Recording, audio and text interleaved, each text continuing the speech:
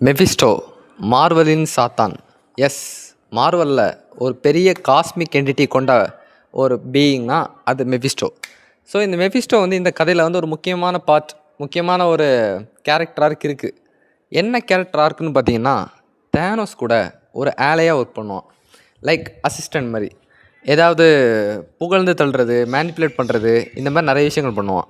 தேனோஸை வந்து ஆல்மைட்டி அப்படி இப்படி என்னமோ சொல்லுவான், அப்படி புகழ்ந்து தள்ளிகிட்டே இருப்பான். உங்களை மாதிரி பவர்ஃபுல்லான ஆளே கிடையாது, அந்த மாதிரி சொல்லிகிட்டே இருப்பான். பட் தேனோஸுக்கு இது ரொம்ப பிடிக்கும்.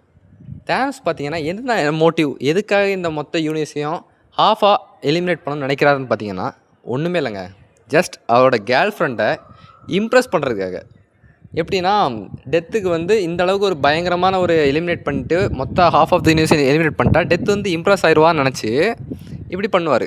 இப்படி அவர் நினைக்கிறதுக்கு காரணம் யாருன்னு பார்த்தீங்கன்னா அதுவும் மெஃபிஸ்டோ தான். மெஃபிஸ்டோ தான் எல்லாத்தையுமே தூண்டிக்கிட்டே இருப்பான். இவன் வந்து பயங்கரமான ஒரு மேனிப்புலேட்டிங் கேரக்டரு.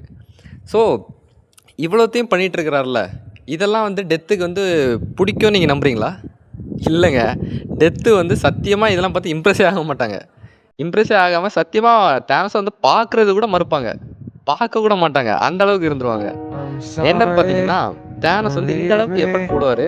அதாவது இந்த அளவுக்கு கடைசி வரைக்கும் போராடுவார் இம்ப்ரெஸ் பண்ணிடலான்னு. பட் கடைசி வரைக்கும் அவரால் இம்ப்ரெஸ் பண்ணவே முடியாது. பார்த்தீங்களா ஃப்ரெண்ட்ஸ், ஒருத்தன் லவ்வுக்காக எந்த அளவுக்கு இறங்கியிருக்காங்க. அதுவும் நம்ம தலைவர் தேனோஸ் லவ்வுக்காக எந்த அளவுக்கு இறங்கியிருக்கான். பட் அந்த பொண்ணு அதை சுத்தமாக மதிக்கவே இல்லை. இதுதாங்க பொண்ணு. ஏய் மார்வல், கடைசியில் என் தலைவர் தேனோஸோட காதலே பிரிச்சிட்டிங்களேடா.